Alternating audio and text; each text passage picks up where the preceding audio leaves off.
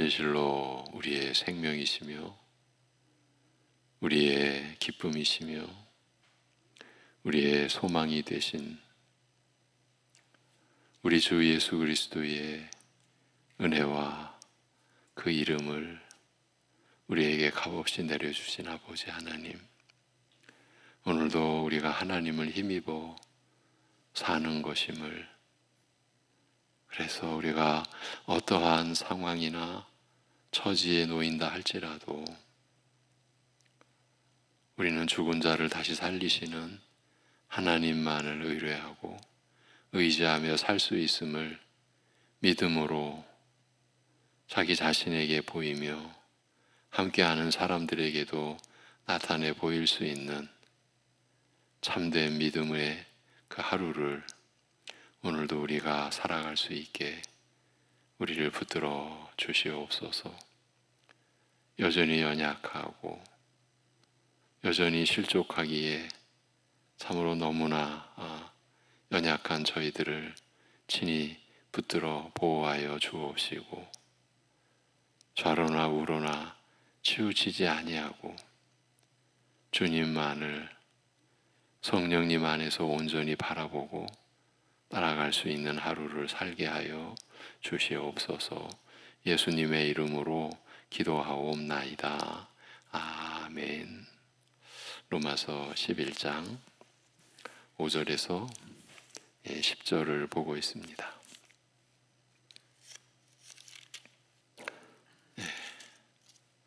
로마서 11장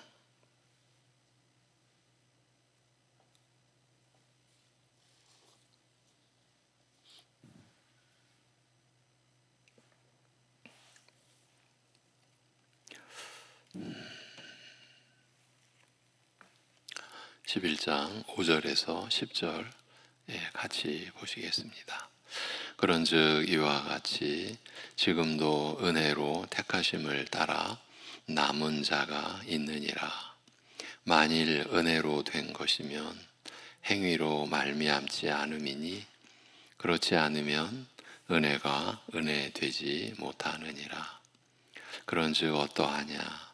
이스라엘이 구하는 그것을 얻지 못하고 오직 택하심을 입은 자가 얻었고 그 남은 자들은 우둔하여 졌느니라. 기록된 바 하나님이 오늘까지 그들에게 혼미한 심령과 오지 못할 눈과 듣지 못할 귀를 주셨다 함과 같으니라. 또 다윗이 이르되 그들의 밥상이 올무와 덕과 거치는 것과 보응이 되게 하시옵고 그들의 눈은 흐려보지 못하고 그들의 등은 항상 굽게 하옵소서 하였느니라. 아멘. 신약의 히브리서는 과거 이스라엘에게 복음이 어떻게 증거되었으며 그 결과가 어떠했는지에 대하여 이렇게 말합니다.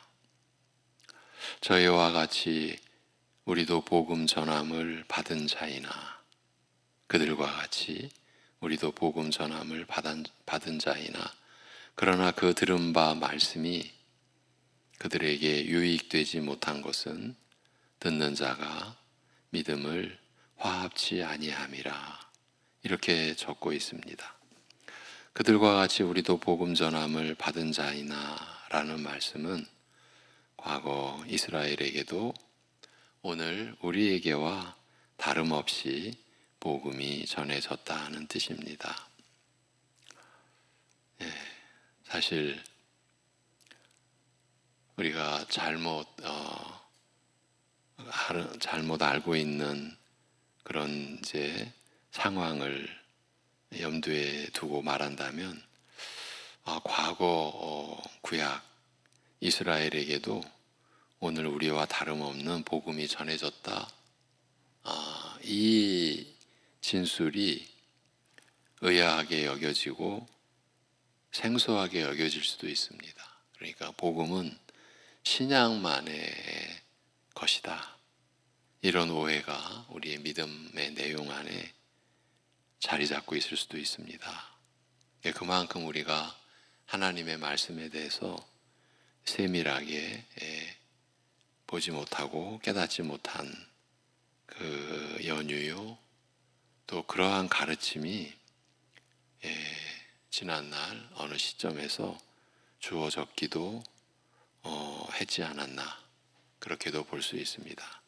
히브리서는 분명히 과거 이스라엘에게도 오늘 우리에게와 다름없이 복음이 전해졌다는 뜻을 알리고 있고, 물론 다른 곳에서도 그렇지요. 그러면서 들은 바 말씀이 그들에게 유익되지 못한 것은 들은 자들과 더불어 저희가 믿음으로 함께하지 아니하였기 때문이라고 한 말씀은, 그들이 복음을 전해 듣고서도 아무 유익을 얻지 못한 것은 믿음으로 들은 자들과 함께하지 않았기 때문이라, 즉 믿음으로 들은 자들처럼 믿음으로 받지 않았기 때문이라는 뜻입니다. 과거 이스라엘도 오늘 우리와 똑같이 복음을 전해 들었으며, 다만 불신앙으로 거부한 자들은 아무 유익을 얻지 못하였다는 말입니다. 사실 이 점은 오늘날도 전혀 다를 바가 없지요. 로마서 10장은 과거 이스라엘에게 율법과 선지자들을 통하여 복음이 어떻게 끊임없이 전해졌는지, 그럼에도 저희에게 전해진 복음을 믿지 않은 불신앙에 대하여 자세히 밝히고 있습니다. 사실 과거의 이러한 사실에 대해서 자세히 밝힌다라고 하는 것도 일반적이지 않죠.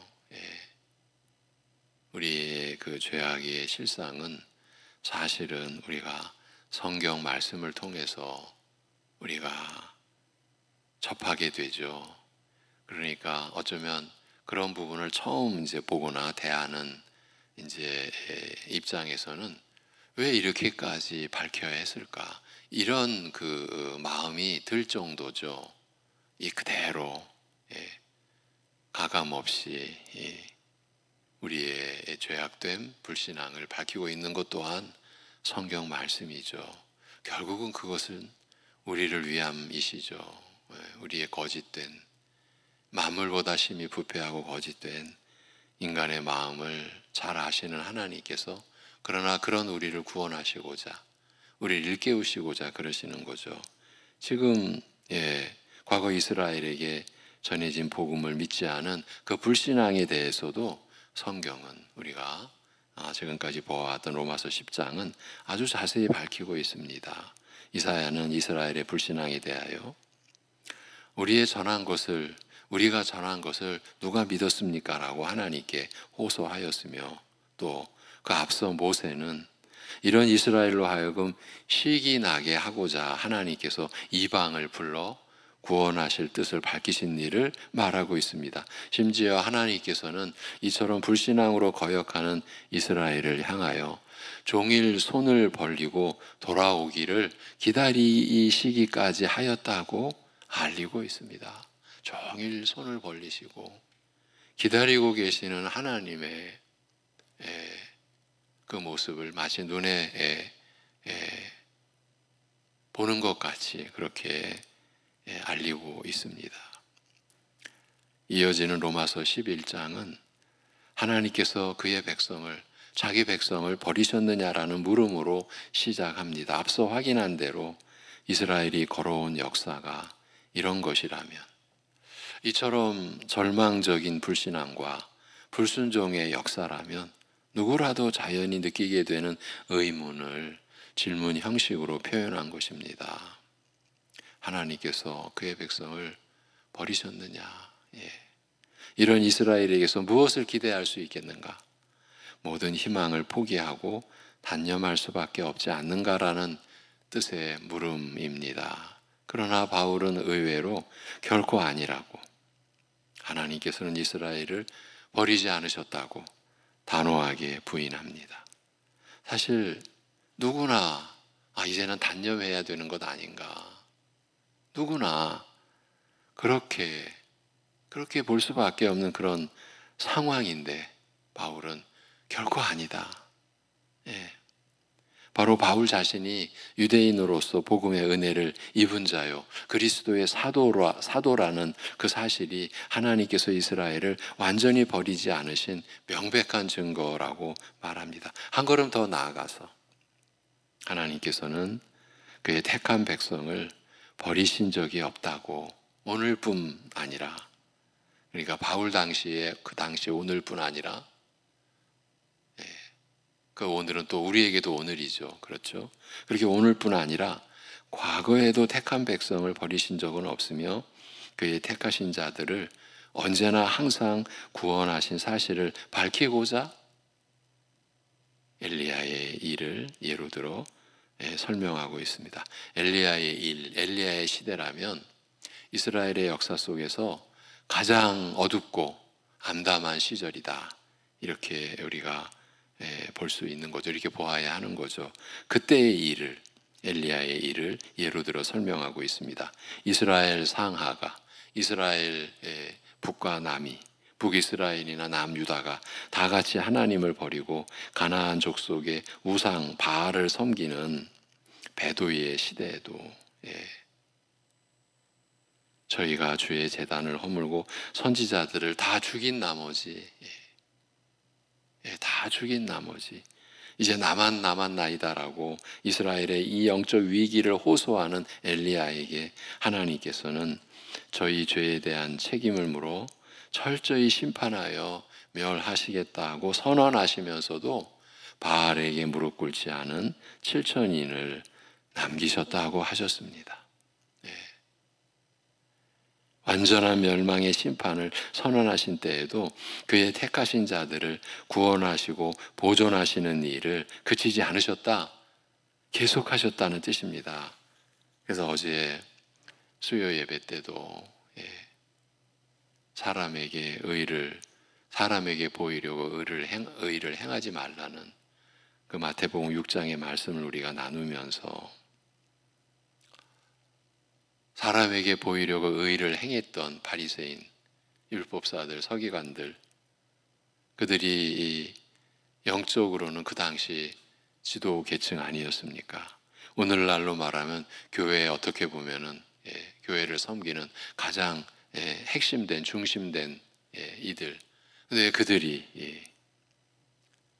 율법을 조상 대대로 곡해한 채로, 오해한 채로 잘못된 깨달음을 가지고 자기들만이 아니라 오히려 그 잘못된 것을 가르침으로써 그렇게 하나님께 불순종과 불신앙을 내보인 그들, 어쩌면 그들에 비해서 그 당시도 남겨진 7천인 이름 없는 신자들, 오늘날도 그래서 제가 그런 말씀을 드렸습니다. 분명하다. 오늘날도 이름 없는, 어떻게 보면 결코 드러나지 않는 그런 참된 신자들이 하나님께 여전히 나아가고 있으며 그들이 남겨진 7천인과 같은 신자들 아닌가, 이런 말씀을 드렸는데, 가장 어두운 시대에도 하나님은 바알에게 무릎 꿇지 않은 7천인을 남기셨던 것입니다. 완전한 멸망의 심판을 선언하신 때에도 그의 택하신 자들을 구원하시고 보존하시는 일을 그치지 않으셨다, 계속하셨다라는 뜻입니다. 이제 이런 배경을 가지고 오늘 본문 5절이 주어졌습니다. 그러므로 이와 같이 지금 이 시대에도 은혜의 택하심을 따라 남은 자들이 있느니라. 하나님을 섬기는 제단은 다 무너지고 하나님을 향한 순전한 믿음은 흔적조차 사라지고 만 것 같은 때에 절망, 포기, 단념 외에는 다른 가능성을 생각할 수 없을 것 같은 그런 상황에서 하나님께서는 이스라엘의 완전한 멸망을 선언하시는 동시에 여전히 순전한 믿음을 지키는 자들의 충분한 수를 남기시는 이 이상한 결정에 대하여 엘리야에게 알리셨던 것이에요. 그러나 이와 같이 지금 이 시대에도 은혜의 택하심을 따라 남은 자들이 있느니라고 한 말씀은 멸망 외에 다른 길이 보이지 않는 그런 곳에 여전히 남은 자의 구원의 길을 열어놓으시는 이 기이한 하나님의 작정이 과거 엘리야 시대에만 유효한 것이 아니라 오늘 이 시대에도, 즉 대다수의 유대인들이 복음을 거부하는 바울 당시에 그런 절망적인 시대에 복음의 은혜를 받아들인 바울 자신과 그 외 유대인들에게서도 여전히 확인되는 원칙임을, 오신 메시아가 그래서 십자가의 구속으로 하나님의 뜻을 온전히 이루신 그 당시에도 그렇게 표적을 내보이시고 죽은 자 가운데서 살아나신 그 증인들이 현존하는 그런 상황에서도 대다수의 유대인들이 복음을 거부하는 그런 절망적인 시대에 엘리야 시대에도 7천인을 남기셨던 그러한 하나님의 작정, 그러한 택한 자를 반드시 버리지 않으시고 구원하시는 그 하나님의 원칙이 그때에도 확인되는 원칙임을 바울은 말해주고 있는 것입니다. 특히 은혜의 택하심을 따라 남은 자들이 있느니라고 하여 남은 자와 택하심과 은혜를 서로 연결해 놓은 이 말씀은 마땅히 멸망으로 끝나야 할 이스라엘에게 여전히 남은 자의 구원의 길을 열어놓으시는 조치에 담긴 뜻이 무엇인지 암시하고 있습니다. 남은 자의 구원은 바로 하나님께서 그의 택하신 자들을 구원하시는 방도이며 시종 은혜를 따른다는 사실을 알리고 있는 것입니다. 그러면서 6절에 만일 은혜로 된 것이면 더 이상 행위로 말미암지 않은 것이라. 그렇지 않으면 은혜가 은혜 되지 못하느니라고 합니다. 예전이나 오늘이나 이스라엘 중에서 남은 자를 두신 것은 은혜의 선택에 따른 것이라고 말함으로써 심판받아 망해야 마땅한 처지에서 살림받는 남은 자의 구원이 하나님께서 하나님의 그 선택을 실현하시는 방도이며 시종 철저히 은혜에 근거하고 은혜로 말미암는다는 점을 분명히 하였습니다만, 은혜의 선택이라는 말 안에 감춰진 더 깊은 뜻을 드러내고자 만일 은혜로 된 것이면 더 이상 행위로 말미암지 않은 것이라. 그렇지 않으면 은혜가 은혜 되지 못하느니라고 설명하고 있습니다.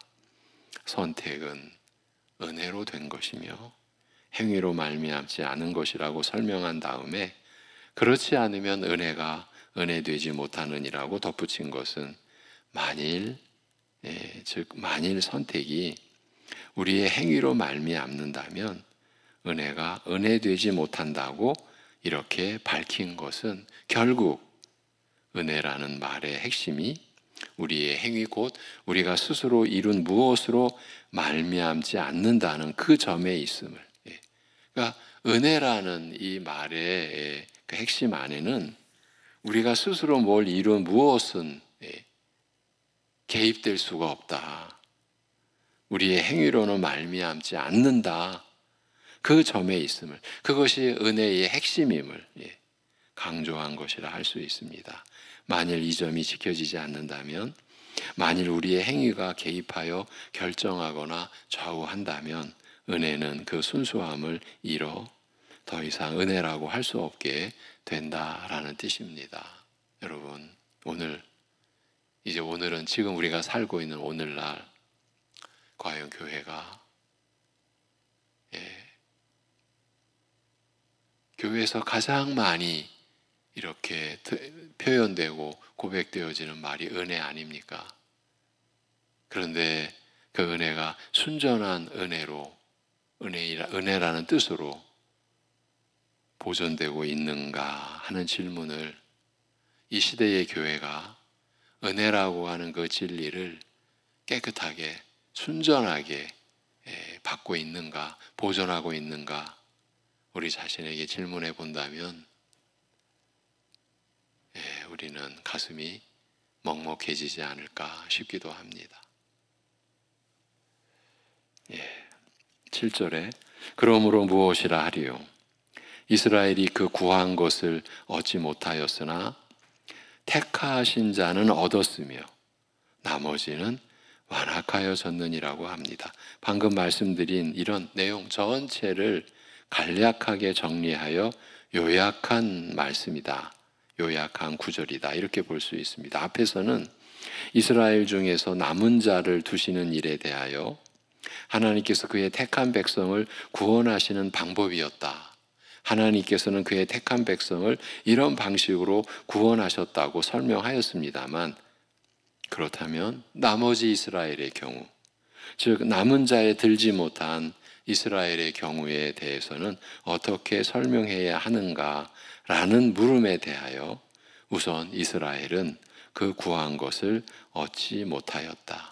즉 이스라엘이 늘 구하는 것, 계속해서 늘 구하는 것, 그것을 이스라엘은 얻지 못하였으며 다만 택하신 자가 얻었다는 말로 설명을 시작을 합니다.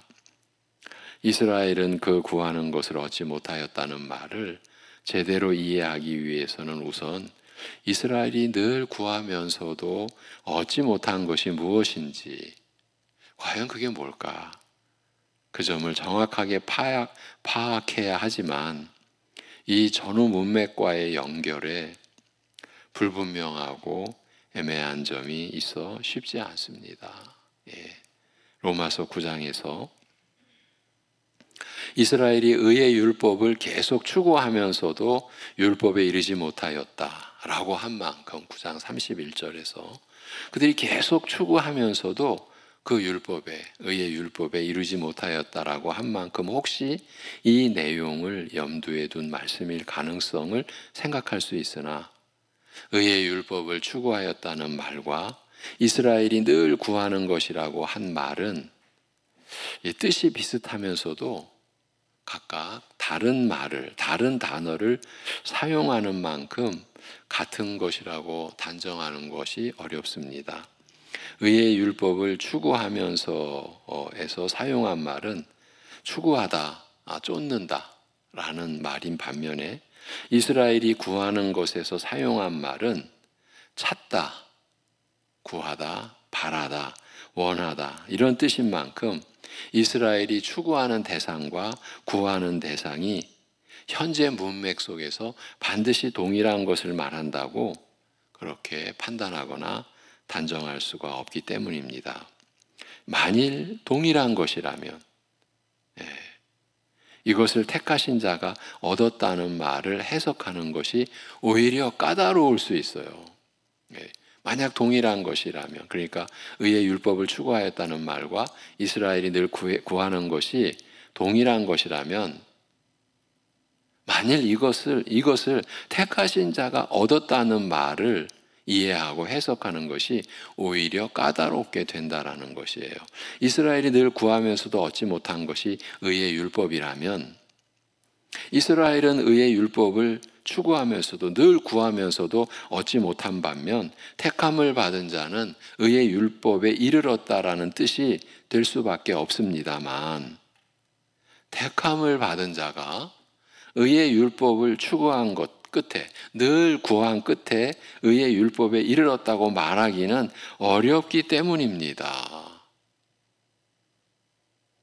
아니, 그 누가 스스로 의의 율법을 다 이룰 수가 있겠습니까? 의의 율법에 그 누가, 아무리 우리가 추구하고 구한다라고 한들 누가 의의 율법에 이르렀다고 말할 수 있겠습니까? 이것이 바로 성경의 증언인데, 그래서 의인은 없나니 하나도 없다라는 그런 결정적 결론이 우리에게 주어졌는데, 택함을 받은 자라면, 그렇다면 의의 율법을 추구한 끝에 의의 율법에 이르렀다 이렇게 말하기는 어렵기 때문인 거예요. 더 분명하게 말한다면 택함을 받은 자가 이스라엘이 추구한 의의 율법을 저희와 동일하게 믿음이 아니라 믿음이 아니라 행위로 추구하였으나 이스라엘은 실패한 반면 택함을 받은 자는 목표에 이르렀다. 그러니까 자기의 행위로 목표에 이르렀다라는 그 뜻이 돼요.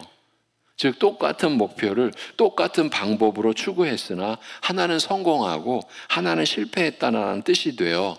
이것은 모순되기 때문입니다. 이것은 성경의 전체 증언과 이거는 부합되지 않기 때문이라는 말이에요. 오히려 이스라엘이 바라고 구하면서도 얻지 못한 그것을 의와 영생으로 본다면, 이스라엘이 바라고 구하면서도 얻지 못한 그것을 의와 영생으로 본다면, 말하자면 이스라엘이 의의 율법을 추구하면서 믿음이 아니라 행위로, 자신들의 행위로 이루고자 하였던 최종 목표, 곧 의와 영생을 가리키는 것으로 본다면 좀 더 자연스러운 해석이 가능할 것입니다. 이스라엘은 믿음이 아니라 행위로서 의와 영생에 이르고자 한 탓에 실패하였으나 하나님의 선택은 그의 긍휼의 근거를 두고 은혜와 결부되어 떨어질 수 없는 만큼 이런 선택을 받은 자는 은혜로, 믿음으로 이 목표에 이르게 되었다는 뜻이 되기 때문입니다. 오늘 우리가 받은 은혜가 바로 이 내용 아닙니까? 선택을 받은 자로서 은혜로, 믿음으로 이 의와 영생이라는 목표에 우리가 이르게 된 것 아닙니까? 거기에는 어떤 행위로서 그 의와 영생에 이르고자 한 어떤 부분도 아무리 작은 부분이라 할지라도 개입될 수가 없는 거죠. 이것이 우리가 로마서 10장에서 정말 몇 날 며칠 우리가 확인해 왔던 하나님의 의와 자기 의를 가르는, 구분하는 또 기준이 되는 거죠. 중간쯤에도 이 시대의 우리를 돌아보자라고 해서 과연 우리가 은혜를 온전하게 보존하고 있을까? 그 은혜 안에 우리의 행위, 자기 스스로 뭔가 행하고자 했던 뭔가가 개입되지 않은 진정 하나님이 우리에게 주신, 그것도 값없이 주신 선물로서의 은혜라고 하는 이 진리, 이 진리의 개념을 구체적으로 실제적으로 우리가 지켜내고 있을까 했을 때 우리는 분명히 부정적이다라고, 제가 부정적이다라는 걸 암시했죠. 그것이 현실이고요. 이 마지막에서도 우리가 그 부분을 돌아보지 않을 수가 없습니다. 우리는 선택을 받은 자로서 오직 은혜로, 믿음으로 의와 영생의 목표에 이르게 된 것이죠. 여기에서는 그 어떤 우리의 행위도, 우리의 어떤 열심도 개입될 수가 없는 거죠. 그런데 우리의 현실은 너무나 많이 개입되어 있는 거예요. 이게 구분이 안 되는 거예요. 로마서 3장에서 이게 믿음의 법으로냐, 행위로냐, 믿음의 법으로냐, 이 말씀조차도 분명하게 정립이 되어 있지 않은, 그래서 우리가 마치 열심을 내서 믿음을 따낸 것처럼 내가 믿음을 시작해 했고 믿음을 내가 쌓아왔고, 그러니 당연히 은혜도 그 믿음의 대가로 은혜도 마치 우리에게 주어졌고, 그러니까 이건 정말 앞뒤가 안 맞는 거거든요. 은혜가 아니 된 거죠. 왜냐하면 그 행위가 너무나 많이 개입되어 있으니까. 이런 우리의 현실도 우리가 살피면서 오늘은 여기까지 하겠습니다. 분명한 것은 하나님의 선택은 오직 하나님의 긍휼의 근거를 두고 은혜와 결부되어 떨어질 수 없는 만큼 이런 선택을 받은 자는 오직 은혜로, 그래서 믿음으로 이 목표, 의와 영생이라는 목표에 이르게 되었다. 이것은 예전이나 지금이나 수천 년 전이나 오늘날이나 바울 당시 초대교회 당시에나 조금도 다르지 않다. 이 점을 확인해 드리면서 기도드리겠습니다. 하나님 아버지, 우리가 하나님의 말씀 앞에서 얼마나 경거망동한 그러한 모습을 우리가 보여왔는지 얼마나 우리가 경솔하게, 때로는 얼마나 자신만만하게, 마치 우리 스스로가 그 하늘의 진리에 이른 것과 같이, 그렇게 굳이 말로는 표현 안 해도 우리의 마음 한구석에, 우리의 의식 한쪽에, 우리니까, 나니까, 그래도 나는 마치 해낸 것 같이 하나님의 말씀, 생명의 말씀, 영생을 주시는 말씀 앞에서까지도 우리가 그런 악함을, 교만함을 얼마나 많이 내보여 왔는지 하나님 아버지 고백하지 아니할 수 없나이다.